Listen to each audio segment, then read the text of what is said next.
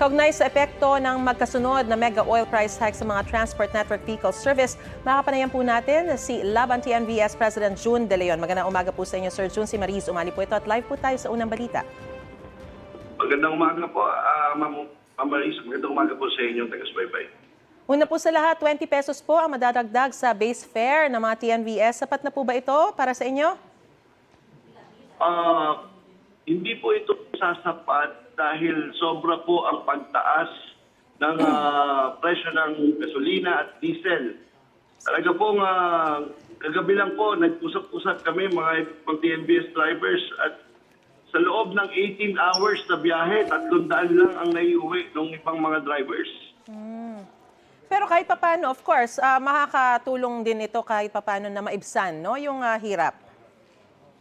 Opo, talagang makakatulong po dahil dadagdag po ito. Kung bumabiyahe ka ng 10 biyahe sa isang araw hanggang 20, kahit paano makakadagdag po ito. Pero yung paglobo po ng gasolina at diesel ay hindi po normal, sobrang taas. Kaya kung ito ang inaasahan ng ating gobyerno, yung pagtaas ng pamasahe na ipapasan sa mga commuters natin, hindi po ito sasapat talaga at kinakabahan ho kami dito.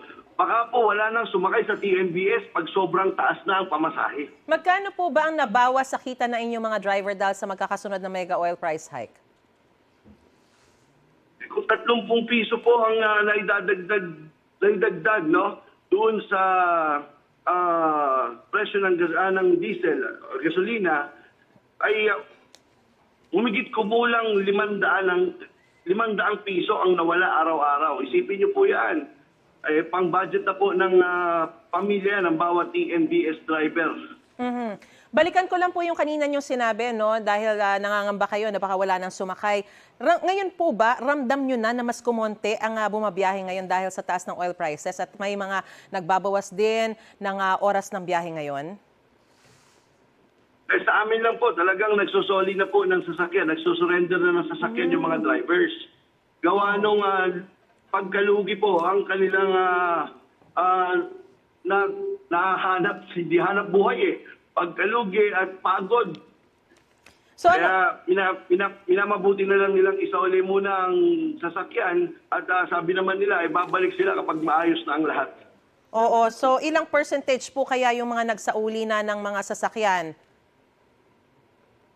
Sa ating mga kasamahan po, halos 20% po ang nagsauli. At sigurado ako, sigurado po ako, kapag tumaas pa ng tumaas itong presyo ng ating gasolina at diesel, talagang baka po maubos ang sasakyan na TNVS dahil talagang pagkalugi po ang kanilang makukuha dito.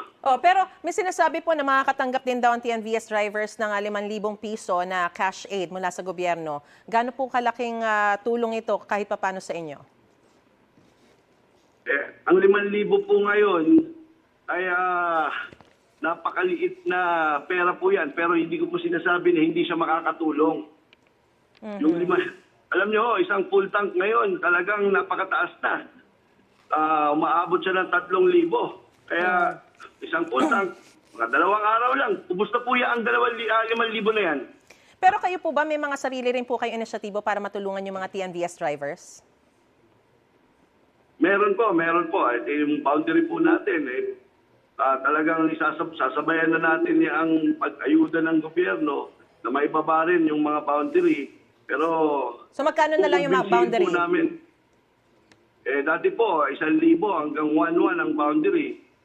Pagkukumpit po kami kung kakayanin po dahil nagbabayad pa rin kami kasi ng amortization ng mga sasakyan at mataas po ang piyesa ng mga sasakyan ngayon. Magkano na lang? Tinitignan po natin na may babasa ng 800 to 900 pesos. Alright. Maraming salamat po, Laban TNVS President June De Leon, sa inyo pong panahon. At of course, we're wishing you well. Kahit paano, sana yung mga tulong ng gobyerno ay makapaibsan pa rin yung sa hirap na dinaranas po ninyo. God bless po. Maraming salamat po. God bless po. Gusto mo bang mauna sa mga balita?